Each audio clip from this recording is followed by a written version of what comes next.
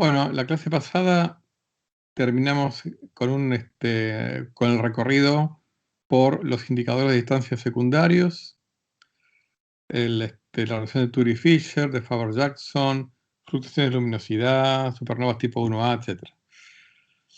Ahora vamos a meternos un poquitito en cuestiones más netamente teóricas, pero siempre relacionadas con la observación, que tiene que ver con distintas formas en que uno puede definir distancias en cosmología, porque bueno, al, al vivir nosotros en un universo curvo, espaciotemporalmente, no es tan trivial definir la noción de distancia. No solamente por eso, sino también por cómo uno mide distancias en cosmología. Uno, digamos, obviamente no usa reglas en cosmología. Entonces, tanto por el hecho de la curvatura del espacio-tiempo, como por el hecho de nosotros estar, digamos, condenados o limitados a medir distancias, básicamente a partir de métodos indirectos que involucran magnitudes aparentes, tamaños angulares, luminosidades teóricas absolutas, etc. Entonces, bueno, surge que uno puede definir en más de una forma la noción de distancia. Obviamente luego uno tiene que encontrar de forma teórica cómo se vinculan esas distancias, como para tener un panorama consistente de la geometría, tamaño y distancias en general del universo. Pero bueno, la mejor forma de que ustedes vayan entendiendo esto es entrar en tema, que es lo que vamos a hacer a continuación. Esto, yo hablé de curvatura, en realidad es porque si nos queremos meter digamos, en el espacio profundo intergaláctico, que involucren objetos que están con un corrimiento del rojo mayor de 0,1. Por otro lado, hay que tener en cuenta la expansión del universo, eh, pero digamos a nivel más detallado, a nivel de, por ejemplo, cómo es la forma de la función factor de escala en función del tiempo. Si el universo, bueno, sabemos que el universo se está expandiendo, no contrayendo, pero bueno, esa expansión, ¿cuál es su dependencia con el tiempo? Hasta hace pocos años se creía que se estaba frenando, desde hace unos 22 años creemos que se está acelerando. Y el tema es que nosotros a lo que tenemos acceso son a rayos de luz, ¿no? Como les digo, no usamos reglas, tenemos acceso a rayos de luz. Ahora, con ese rayo de luz, ¿qué tipo de información puede sacar? Por supuesto que, y eso lo comentamos hace algunas clases, en el espacio euclidio, la luminosidad aparente, que está relacionada con el flujo de energía por unidad de tiempo y por unidad de área, cae con el cuadrado de la distancia, ¿no? Pero eso es una ley euclidia. Si uno evalúa las ecuaciones de Maxwell en espacio plano, uno obtiene esta relación, ¿no? Digamos, despreciando cualquier tipo de medio que haya absorbente o emisor, la ley de caimiento de la intensidad de la luz va como el cuadrado de la distancia. Ahora bien, cuando uno se mete con corrimientos al rojo grandes, o sea, con distancias que sean comparables, por ejemplo, a la distancia de Hubble, o eventualmente al radio de curvatura del universo, pero esto segundo hay que tomarlo con pinzas porque ni siquiera estamos seguros de si el universo es espacialmente curvo o no, o es plano. Pero lo que sí sabemos es que hay una escala cósmica, aunque el universo sea plano o curvo, que es la distancia de Hubble, que tiene que ver con el ritmo de expansión del universo, cuya inversa me da un tiempo. Y ese tiempo multiplicado por la velocidad de la luz me da una distancia. Entonces, bueno, ¿cuáles son las razones por las cuales uno tiene que hacer las cosas con más cuidado? Por un lado, bueno, básicamente son tres razones. Supongamos, como siempre, que el instante en que llega la luz a la Tierra lo llamamos T0, ¿no? Entonces, el área propia, teniendo en cuenta la métrica de Robertson-Walker, ¿no? El área propia de la esfera alrededor de la fuente que emitió esa luz, sea una estrella, una galaxia, lo que sea, para calcular ese área tenemos que usar la métrica del espacio-tiempo. Concretamente la parte espacial de la métrica de Robertson-Walker, que rápidamente la tenemos acá. ¿Se acuerdan? Esta es la métrica de Robertson-Walker, expresada en coordenadas radiales, o digamos, bueno, menos este elemento de línea, ¿no? Pues esto es el elemento de tiempo propio al cuadrado.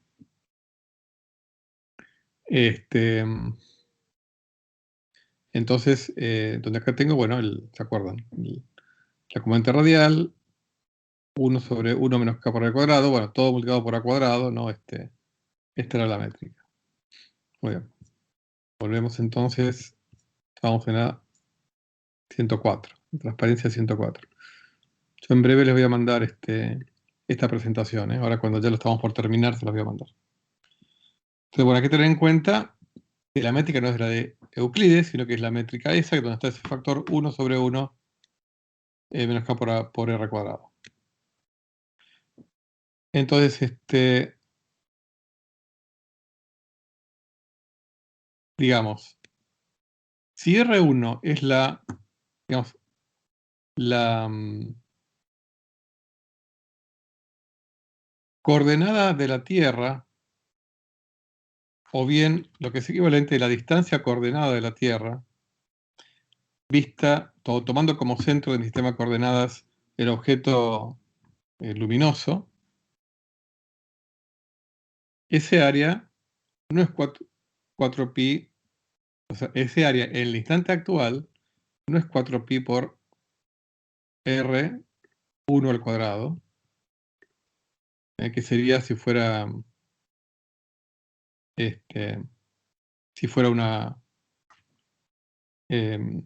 espacio euclídeo, sino que hay que tener en cuenta el factor de escala en el instante en que yo estoy recibiendo la luz, ¿no? Entonces, el área es esta que está acá. Entonces, la luminosidad, ¿en qué área se desparramó en el instante actual? En un área que tiene esta cantidad, este tamaño, ¿no es cierto? Entonces, si yo tengo un telescopio que tiene una apertura A, de toda esa luminosidad, ¿cuánto recibo yo? Y bueno, va a ser igual al área del telescopio dividido el área de esa esfera imaginaria, que no es 4pi por la distancia radial desde la estrella esa, o galaxia, a nosotros, al cuadrado, sino es 4pi por esto, por el factor de escala en el instante actual, ¿no? Esto, digamos, haciendo un análisis rápido, ¿no?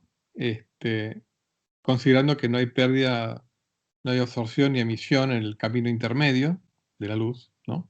Esto sería la fracción que recibimos. O sea que, entonces, considerando que la energía no se acumula ni se pierde,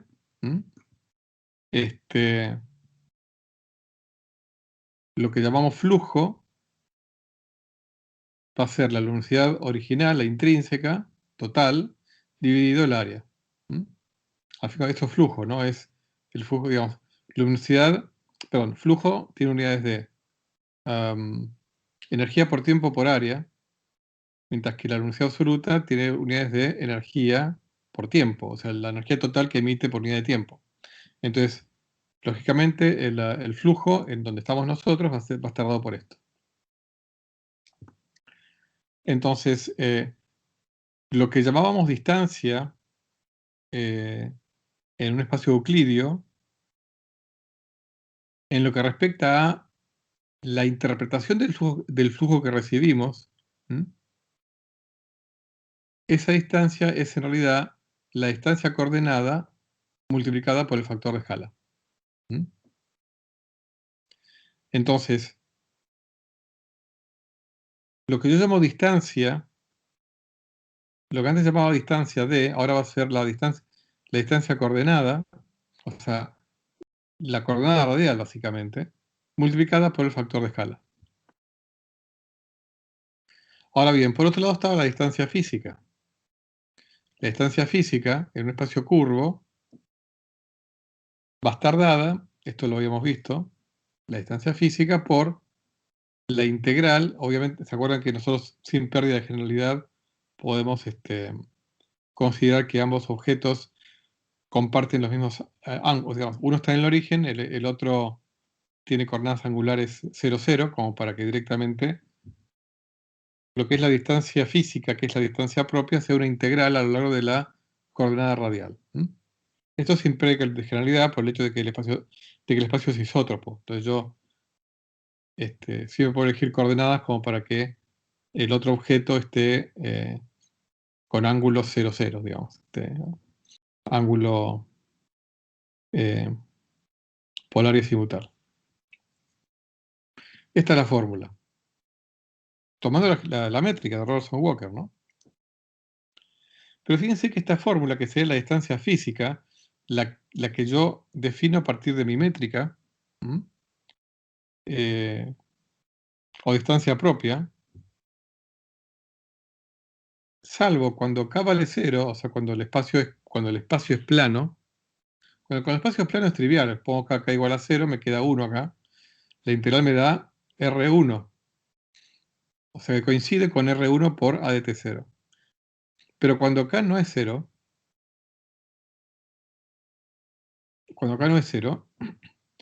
es distinta. O sea que la distancia que yo defino a partir de cómo se va diluyendo el flujo no es igual a la distancia que yo llamo propia, que es la que obtengo aplicando la métrica misma. Aplicando la métrica misma. O sea, fíjense cómo la cosa es sutil, ¿no? Hay más de una distancia posible. ¿Hay una que sea más física que la otra? Yo les diría que no. Cada una tiene su interpretación física. Pero eso no significa que una sea más física que la otra. Pero evidentemente son diferentes esta y esta. Al menos para cuando acá no vale 0. Muy bien, esta como primera consideración, ¿no? Segundo,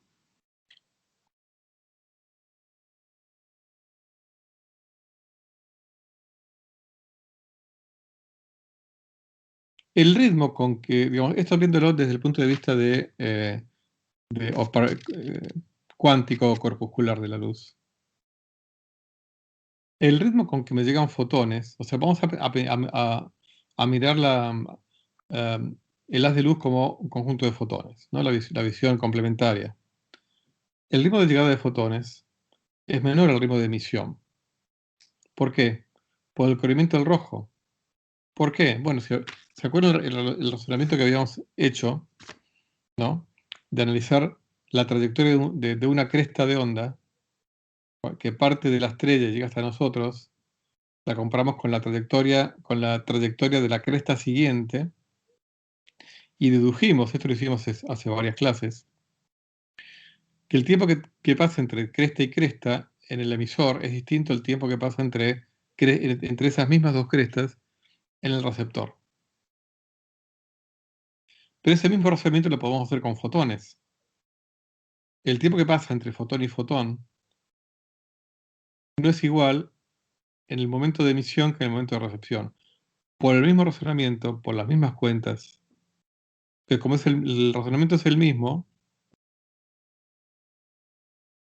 esa disminución de ritmo de llegada de fotones va a estar dada por el mismo factor del corrimiento al rojo de las crestas, ¿okay? Sucesivas. o sea, el cociente de el factor de escala, el momento de emisión dividido el factor de escala en el momento de recepción, lo que uno llama, lo que habíamos definido como 1 sobre 1 más z. O sea, ese factor es menor que 1, porque el universo es más grande cuando lo recibimos. O sea, el ritmo con que recibimos fotones es más lento con el ritmo con que la estrella emite esos mismos fotones. Y el tercer motivo que hay que tener en cuenta es que la energía de cada fotón también disminuye. ¿Cómo disminuye? Y lo mismo, por el mismo factor de corrimiento del rojo. Esto lo habíamos visto cuando analizamos qué le pasa al impulso de una partícula que se propaga libremente en un universo en expansión. Y yo les comenté, para una partícula con masa m, les comenté que esto se puede extrapolar a masa cero. Acuérdense que el impulso de una partícula es básicamente es proporcional a la energía, o digamos, la velocidad de luz por impulso igual a la energía, dada por h por nu, por la frecuencia. Entonces, como el impulso disminuye, la frecuencia también, o sea, el corrimiento del rojo cosmológico. Entonces,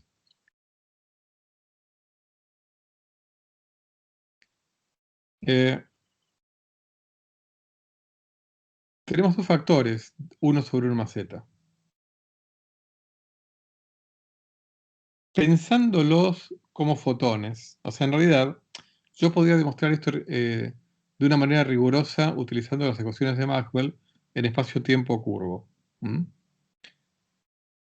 Y voy a llegar a esta fórmula, créanme, no lo vamos a hacer, pero se puede deducir esta fórmula. O sea, hacer un tratamiento clásico de la radiación electromagnética, pero en un espacio-tiempo curvo. Uno resuelve las ecuaciones de Maxwell para una onda en un espacio-tiempo curvo de Rotherford-Walker y obtiene cómo disminuye la intensidad de la radiación a medida que se va propagando. Pero en esta visión cuántica, en donde tenemos estos tres efectos, que quizá ahora déjenme volver a contarles el efecto 1 pensándolo como fotones. Si la estrella emite una cierta cantidad de fotones por unidad de tiempo, ¿no? Esos fotones, que digamos que constituyen un frente de onda esférico, ¿no? Cuando llegan a nosotros, están mucho más desparramados, mucho más diluidos, porque la esfera es mucho más grande que la esfera original de la cual surgieron en la superficie de la estrella. ¿Ok? Entonces, por un lado tengo la dilución de los fotones debido a que el área es mucho más grande. Ese factor está dado por esto que está acá. Pero como el flujo el flujo de energía, no es el flujo de número de fotones, sino cuánta energía lumínica recibo por unidad de tiempo y por unidad de área, no cuántos fotones recibo. Entonces el número de fotones va a estar, digamos, diluido por el tamaño del área dado por este factor. Pero a su vez, cada uno de esos fotones va a tener menos energía dada por este factor, 1 sobre 1 más z, y a su vez, el ritmo con que me llegan, o sea, independientemente de el tamaño de la superficie de la esfera, el tamaño de la superficie de la esfera en la cual estamos nosotros, además me llegan a un ritmo más lento por la dilatación del tiempo, que es el factor 2. Entonces, los tres efectos sumados me dan que el flujo de energía va a ser igual al flujo original, o en realidad más que flujo, la luminosidad original, dividido 4pi por esta distancia efectiva al cuadrado y por este factor al cuadrado, porque tengo en cuenta los dos aspectos, por eso pongo al cuadrado. Entonces, se define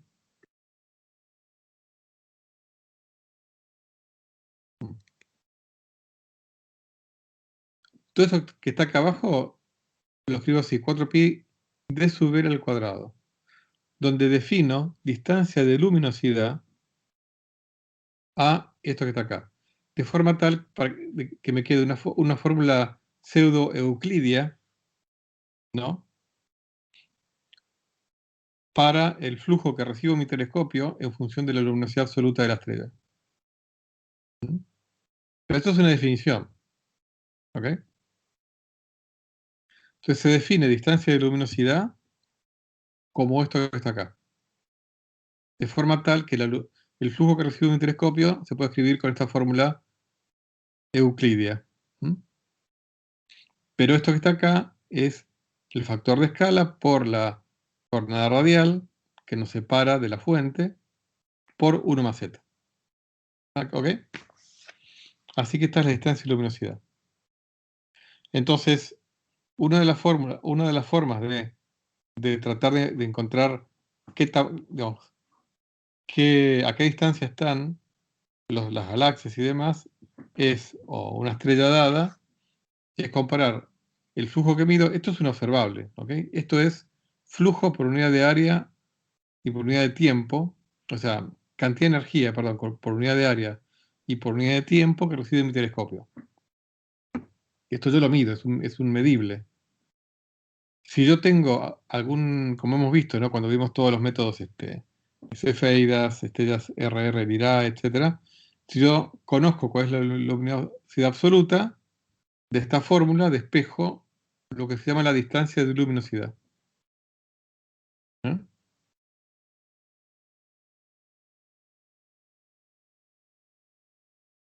Muy bien. Fíjense que la distancia de luminosidad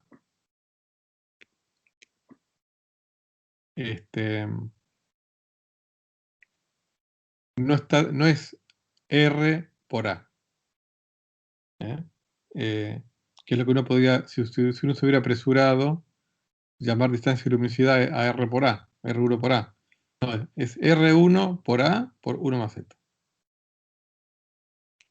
Y esto sí, hay elementos para decir que esta distancia es más física que esta, ¿no?, que R por A. ¿Por qué? Porque me parece así en la fórmula de distancia. ¿Eh? Sería algo así como una especie de radio efectivo que tiene la esfera alrededor de la estrella. El radio efectivo sería una cosa así, físico, ¿no?, para que tenga esta fórmula euclidia. Muy bien, entonces esto va a ser muy importante, esta fórmula. Muy bien. Vamos a definir un parámetro que hasta hace pocos años era muy importante, ahora lo sigue siendo, pero un poco menos, desde que se descubrió que el universo estaba acelerado. Porque vamos a repasar, hasta hace 22 años, la gente, digamos, pensaba que el universo no se estaba acelerando, que estaba compuesto por materia, no toda bariónica. Había ahí una cuestión, una pequeña tensión, si quieren, y era que, digamos, la observación de los movimientos de las galaxias, etcétera, indicaban que la cantidad de materia presente no sobrepasa el 30% de la densidad crítica. O sea que el universo parecía ser abierto, con curvatura negativa. Pero por otro lado, los modelos inflacionarios del universo, que muchos de ustedes como mínimo habrán escuchado de oído, casi todos predicen que el universo sale del periodo inflacionario con una curvatura prácticamente cero, o sea, prácticamente plano. Entonces, una de las incógnitas era, digamos, ¿dónde está esa otra materia que me falta para que el universo sea plano? ¿O cuál es el problema? El problema, entre comillas, se resolvió. Digamos, un universo constituido por materia con curvatura cero, es lo que se conoce como universo de Einstein de Sitter.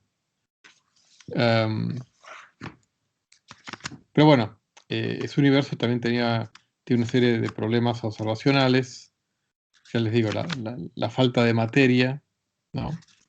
La tensión con la observación y los resultados de los modelos inflacionarios. Pero claro, cuando se encontró que el universo está acelerando, entonces ya el universo no se compone solamente de materia, sino de esta otra cosa que llamamos energía oscura, y que constituye posiblemente el 70%, con lo cual 30 más 70 me da 100%, en el sentido de que me da un universo plano, ¿no? Con lo cual todos contentos, un universo plano, compatible con la mayoría de los modelos inflacionarios. Y además también otro problema que había era que un universo en donde no tenga energía oscura y que tenga, digamos, un 30%, o sea, cuya densidad, tal que la densidad de materia sea más de un 30% de la densidad crítica, es un universo que nació hace relativamente poco, o sea, menos de 10 o 12 mil millones de años, lo cual creaba otra tensión que era con la edad de los cúmulos globulares, que hay evidencias que indican que hay muchas estrellas en cúmulos globulares que tienen más de 10.000 o 12.000 millones de años de antigüedad. Entonces, un universo sin energía oscura que tenga solamente materia común y que esa materia común sea, por ejemplo, el 50% de la densidad crítica, y bueno, ya es un universo no lo suficientemente viejo como para ser compatible con la edad de los cúmulos globulares. Bueno, o sea, hay una serie de problemas, ¿no? Esos problemas se reemplazaron por otros problemas, que es, no sabemos qué diablos es esa energía oscura, que supuestamente representa el 70% de lo que hay, ¿no? Pero bueno. Volviendo al parámetro de desaceleración, para un universo en donde solamente hay materia común, es un parámetro muy importante. Porque, bueno, la materia común frena la expansión. Entonces, el parámetro de desaceleración me da información directa de cuánta materia hay, ¿no? Claro, esto queda un poquito desdibujado cuando además hay energía oscura. Pero bueno, de todas maneras sigue siendo un parámetro importante que vale la pena definirlo porque, bueno, aparte está sigue apareciendo también, ¿no? Es un parámetro importante. ¿Cómo se define este parámetro? Se define de forma tal, como se llama parámetro de desaceleración, de forma tal que, fíjense, es la derivada segunda del factor de escala respecto del tiempo. O sea que tiene que ver con la aceleración del factor de escala, pero pongo un signo menos de forma tal que si el universo se está desacelerando, el parámetro de desaceleración es positivo. O sea, si es positivo, se está desacelerando. Si no, se llamaría parámetro de aceleración. Por eso este signo menos. Y estas constantes en el denominador se introducen por conveniencia. El A de T0 de forma tal que yo me independice de la escala que uso para mi factor de escala, valga de redundancia, ¿no? Y el H0 al cuadrado se pone de forma tal que este parámetro sea adimensional. Pues fíjense que, bueno, el factor de escala aparece acá multiplicando y dividiendo, o sea, acá tengo tiempo a la menos 2, o sea, pero entonces pongo la constante de Hubble, que tiene unidades de tiempo a la menos 1, esto se me cancela con esto a nivel unidades, me queda un parámetro adimensional. Así que así se define el parámetro de desaceleración. Muy bien. Para corrimientos al rojo pequeños, es muy útil escribir la relación entre distancia de luminosidad, la que definimos acá, y corrimiento al rojo a partir de una serie de potencias. Entonces, yo acá tengo, o sea, acá yo no tengo escrita distancia en función del corrimiento al rojo, porque acá tengo la coordenada radial, tengo el factor de escala, esto no es la expresión, de la distancia en función del z. Por más que acá aparezca un factor con z, pero acá tengo, digamos, funciones, digamos, la coordenada radial va a ser una función de z también. Ahora vamos a ver eso. Entonces, bueno, lo que hacemos es desarrollar en serie de Taylor, a segundo orden, vamos a trabajar hasta segundo orden, el factor de escala. Entonces, ¿cómo lo desarrollo? Bueno, como siempre, T0 es el tiempo de recepción, T1 el de emisión. Yo sé que confunde, pero bueno, acuérdense que esa es la convención que usamos. T0 mayor que T1. Lo desarrollo alrededor del instante actual. Entonces, A de t es igual a A de T0, o sea, A0, el factor de escala en el presente, por A punto en el presente, T menos T0. Pero A punto en el presente, si yo multiplico y divido por A0, me queda A punto 0 sobre A0, o sea, H0, la constante de Hubble, por H0, por A0, por esto. Más un medio de A2 puntos por T menos T0 al cuadrado. Entonces, el 1 medio está acá. Pero el A2 puntos en T igual a T0, ¿no? A2 puntos 0, lo escribo de esta expresión, o sea, despejo A2 puntos es igual a menos Q0 H0 cuadrado a 0, que es lo que puse acá. Más términos de orden cúbico y superiores. Así este es el desarrollo en serie de Taylor a segundo orden del factor de escala, donde me aparecen A0, H0 y Q0. Muy bien, vamos a hacer lo mismo con el Z. Z, por definición, ¿se acuerdan? Yo despejo Z de acá, de su definición. Me queda que Z es igual a A0 sobre A de T1 menos 1. Bueno, ahora entonces escribo el denominador en serie de Taylor. Entonces me queda A0 dividido A1, que es A0. Es lo mismo que esto, nada más que acá, como es como T1 es menor que T0, o sea, acá digamos es como que uno lo escribe acá para T puede ser cualquier cosa, puede ser mayor que 0, perdón, T puede ser mayor que T0, menor que T0, ¿no es cierto? Yo esta fórmula la escribo para el caso en que T vale T1, ¿no? Con lo cual la copio, nada más que acá, como yo sé que T1 es menor que T0, le voy a poner T1 menos T0, pongo T0 menos T1, y me sale un signo menos acá. Y acá simplemente copio esto que está acá, lo copio acá.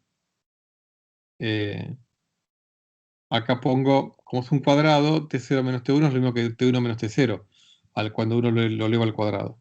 Entonces me queda esto. Cierro paréntesis. Esto es un cociente, que es este cociente, menos 1, lo pongo acá, menos 1. Lo que hago acá es este denominador. Acá saco A0 factor común, con lo cual el A0 se me cancela con este A0. Y acá tengo 1 más cosas chiquitas. Entonces tengo desarrollo en serie de Taylor la función 1 sobre 1 más x para x muy chiquitito. Es lo que hice acá. Entonces, chequen que esto es así. 1 sobre 1 más epsilon es igual a 1 más epsilon, perdón, 1 sobre 1 menos epsilon es igual a 1 más epsilon cuadrado, ¿no? Etcétera, por un factorial, 2 factorial, qué sé yo. Yo lo que hice acá es aplicar la fórmula del desarrollo de serie de Taylor de la función 1 sobre 1 más x, para que es chiquitito. Lo que pasa es que el x tiene dos términos. El epsilon tiene dos términos. Tiene, acuérdense aquí, saqué factor común a 0. El epsilon es H0 delta t, vamos a llamarlo delta t a esto, es H0 delta t, o bueno, menos H0 delta t, menos 1 medio de Q0 de H0 cuadrado, delta t cuadrado. ¿Mm? Entonces, eso pasa multiplicando, pero a su vez tengo que desarrollar la función 1 sobre 1 más epsilon a segundo orden para también escribir el término cuadrático en este. Ya este término al cuadrado no me interesa porque me da la cuarta y el término cruzado me da el cubo, lo desprecio. Lo escribo a orden cuadrático, es ese término que está acá. En todo caso, como les dije, las cosas que no terminan de, digamos, para tener un conocimiento más profundo del curso, es bueno que las cuentas que tanto las que entienden como las que no terminan de entender, que las rehagan en sus casas, ¿no? Entonces, bueno, simplemente esto es fácil porque es lo que estaba acá dividiendo, pasa arriba con signo cambiado. Acá hay más. Entonces, acá se me cancelan varios a ceros. Acá puedo sacar factor común, o sea, tengo por un lado el término lineal, es H0, T0 menos T1. Y luego saco H0 cuadrado, T0 menos T1 al cuadrado, factor común ¿de qué? De 1 medio Q0, 1 medio Q0 más 1, ¿no? ¿Está bien?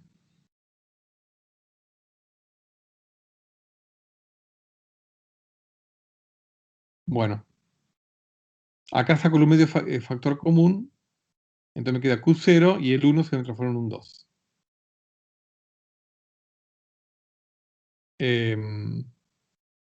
Entonces lo que hago acá es despejar, que todo esto es obviamente acá más órdenes cúbicos y superiores. Muy bien.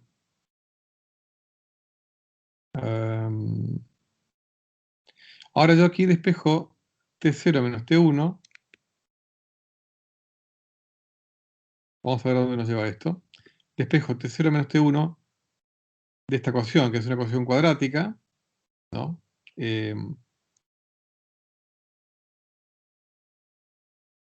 Así que acá el z lo paso restando.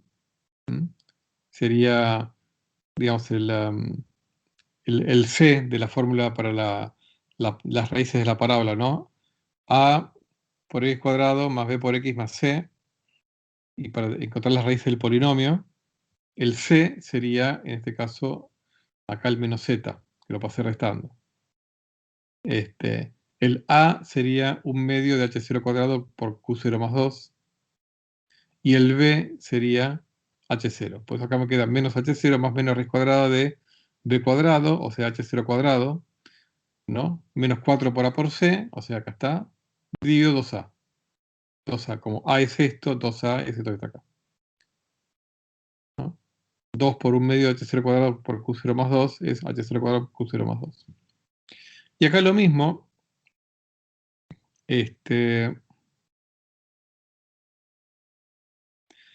lo que hacemos acá es, como estamos trabajando para zetas pequeños, o sea, vamos a obtener una fórmula para corrimientos al rojo pequeños. O sea, z es mucho menor que 1. Si no, no podrías, si no, digamos, todo esto que estoy diciendo ahora no vale cuando z es igual a 1. Porque entonces ya no vale este desarrollo en serie de Taylor, ni tampoco vale esta aproximación acá a primer orden en z. Al que hago acá es desarrollo de la raíz cuadrada a segundo orden en z. O sea, yo estoy trabajando a segundo orden en todo. Que tenga que ver con diferencias entre el tiempo de recepción y tiempo de emisión, que tiene que ver con el z, ¿no? Entonces acá desarrollo de la raíz cuadrada, el previo saco factor común h0 cuadrado. Fíjense, el h0 cuadrado que saco factor común me sale como un h0. Entonces el h0 de aquí y el h0 de aquí se me cancela con el cuadrado del h0 que estaba acá. Entonces me queda un H0 en el denominador por Q0 más 2. Y aquí que me queda menos 1 más menos raíz cuadrada de 1 más 2z Q0 más 2.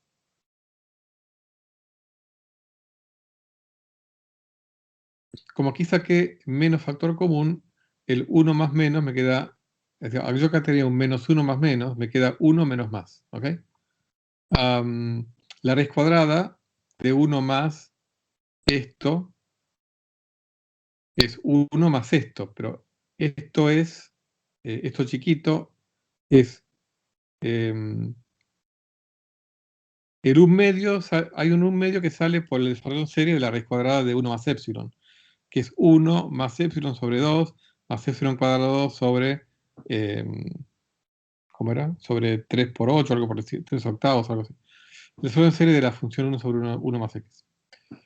Entonces me queda z por q0 más 2, ¿no? El término lineal en z, y luego el término cuadrático, acá está, era un menos un cuarto, bueno. El epsilon es el 2z q0 más 2 al cuadrado, o sea, 4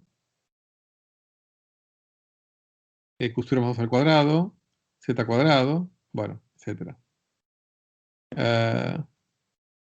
Acá este h0 al cuadrado, después lo voy a corregir, no tendría que estar. Muy bien. Entonces este es el desarrollo en serie, el desarrollo en serie de esta función. Por supuesto que elegimos el signo menos por cuestiones físicas, porque acá eso tiene que ser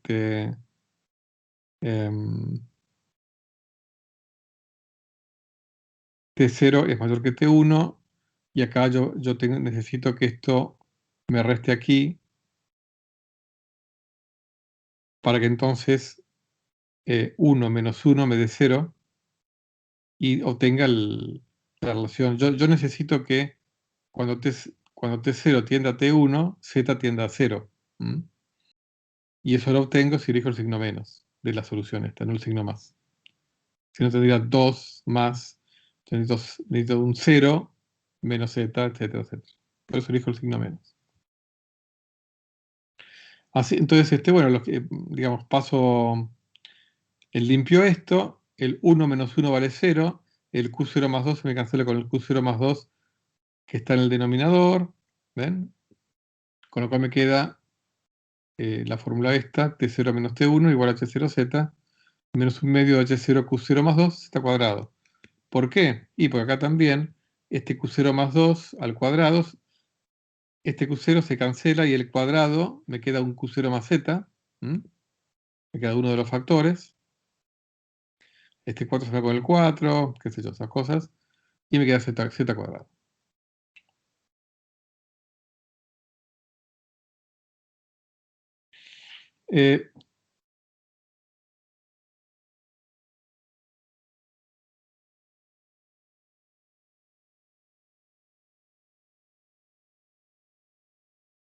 Muy bien, T0 menos T1,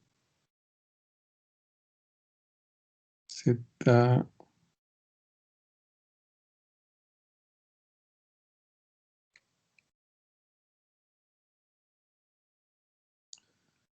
Acá no en la cuenta, pero un cachito. No, está H0. Ah, no, está bien. Acá hay un error acá en la expresión esta. Acá me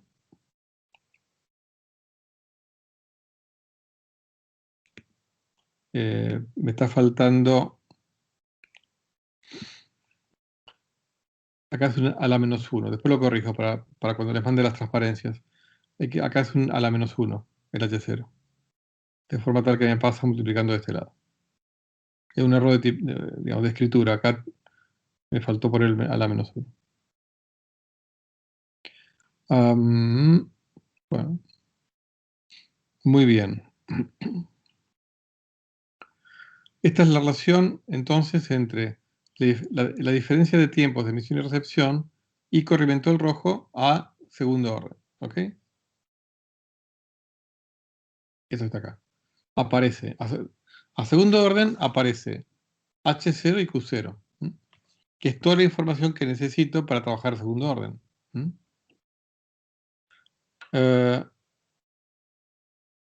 Muy bien. Ahora voy a necesitar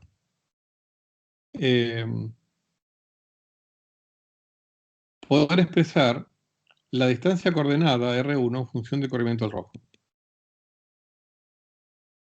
¿Sí? R de Z, R1 de Z. Para eso tengo que recurrir a las expresiones 3.1 y 6.2, que a ver si las puedo encontrar más o menos fácilmente. 3.1, bueno, la 3.1, que tiene que ver con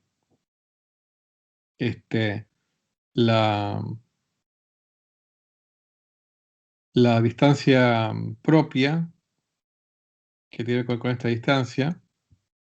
¿Se acuerdan que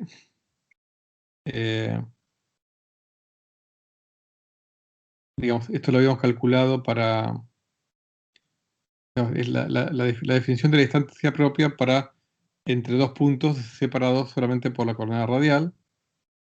Y por otro lado, la ecuación 6, a ver, espera un cachito, ¿dónde está?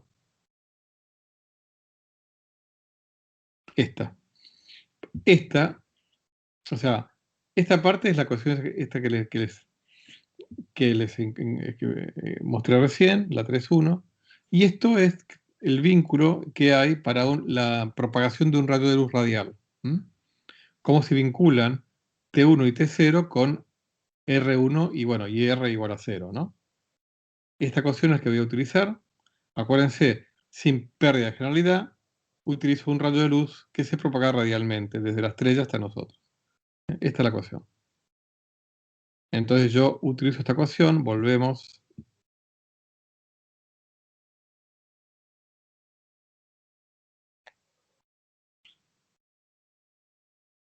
¿En dónde estábamos? Acá.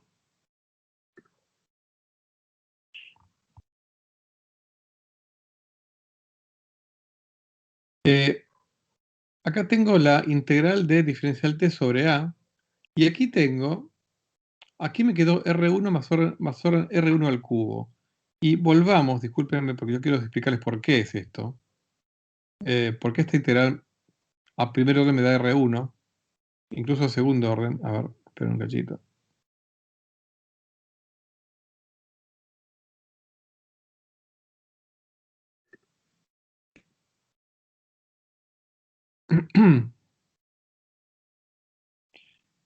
Esto que está acá, si vamos a la expresión 3.1,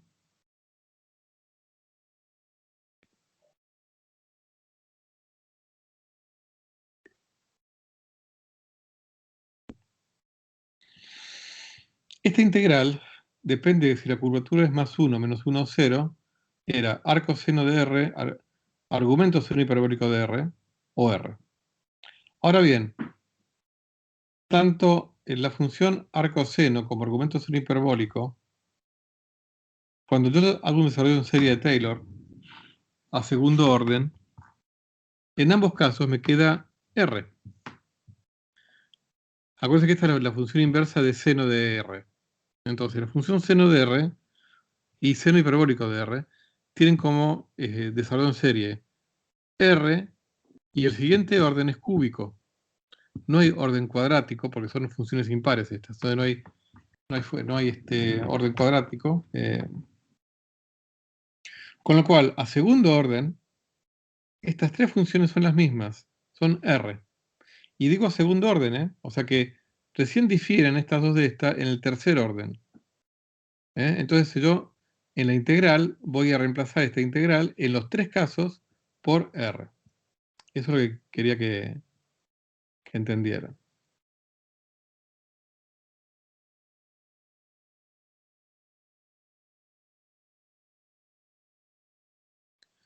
Por eso puse R acá. R1 más orden R1 cubo. ¿Ok? Y de este lado, bueno, la integral de diferencial t sobre A. A segundo orden.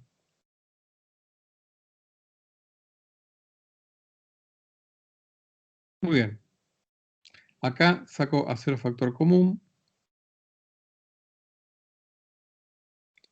Desarrollo en serie. Entonces, ¿qué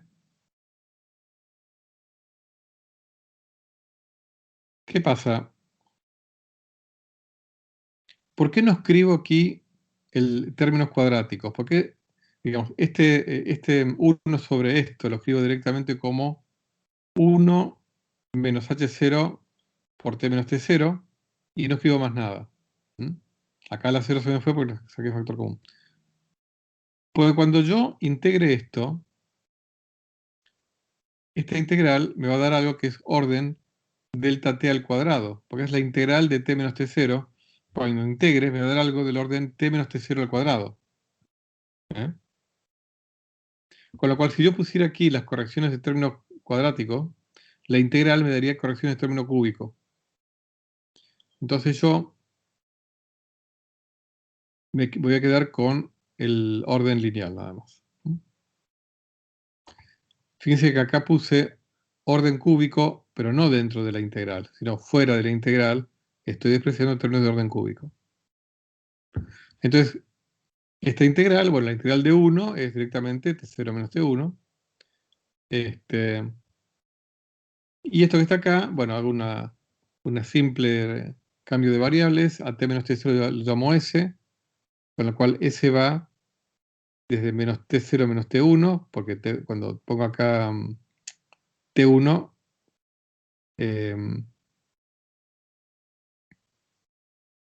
pongo acá t1, me queda t1 menos t0, que es menos t0 menos t1, hasta t0, pero cuando en t0 s vale 0, pongo 0. Entonces la integral de s es s cuadrado sobre 2 entre estos límites. Entonces me queda t0 menos t1, perdón, me olvidé, ahí, perdón, me he olvidado de t0 menos t1 menos h0, s cuadrado, reemplazo s por los extremos, me queda uno solo. Acá hay un error, este punto, o sea, es una mancha, no es un punto, es h0 eso. Bueno, esto es igual a cuál sea R1, R1.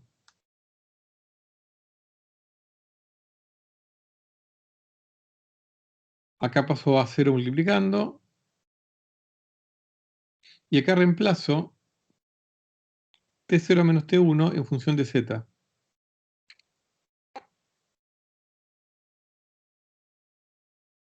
Entonces, T0 menos T1 en función de Z, tengo el término lineal, el término cuadrático. Y aquí, como tengo el cuadrado, solamente voy a poner el cuadrado de Z, no el cuadrado de este término, porque ya sería de orden cuarta. O los términos cruzados tampoco, serían de orden cúbico. Entonces, en donde ponga, reemplace el cuadrado de T0 menos T1, directamente pongo Z cuadrado. Lo agrupo con el otro término Z cuadrado de acá. Y bueno, es lo que me queda acá esto. Les voy acá en la cuenta. O sea, verifiquen que es así. Muy bien, entonces aquí despejo, paso H0 multiplicando, H0 a 0 R1 es igual a Z menos Z cuadrado sobre 2. Perdón, aquí estaban los dos términos cuadráticos, saco Z cuadrado factor común. De Q0 más 2, acá pongo un signo menos global, me queda Q0 más 2 menos, ¿no? El 1 de acá. ¿Por qué 1? Porque saqué un medio factor común acá, con lo cual se me va este 2 y me va este 2, que me queda acá. Me queda acá afuera. Así que acá tengo una expresión entre R1 y Z, a segundo orden en Z. Entonces, H0 a 0 por R1 es Z menos un medio de Z cuadrado por Q0 más 1. ¿No? Muy bien. Vamos a hacer una cosa, vamos a parar acá.